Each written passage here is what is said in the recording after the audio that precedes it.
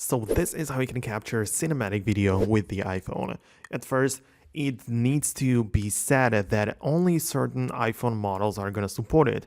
I believe that the iPhone 13 Pro is the first one which introduced this feature, but you can always just get it to the camera and see if you have it. So when you get inside of the camera on your iPhone, you can just come here to the basic view, then swipe left to the video mode, but then if you swipe once again, you have the cinematic mode.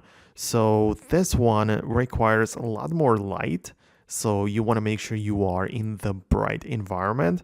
And then what it does is that it just picks out a subject which you are focusing on, and then it just blurs the background. So this creates a nice cinematic effect.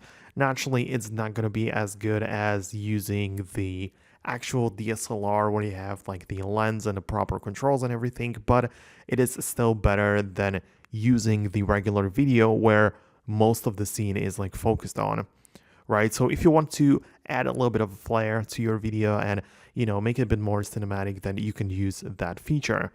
During the recording process, you can even tap on like different objects in the foreground and background to switch the focus.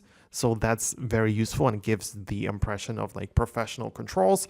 But as I said, it doesn't work on every single iPhone. So if you have like an iPhone 10 or 11, perhaps even 12, then this feature is just not going to be available to you.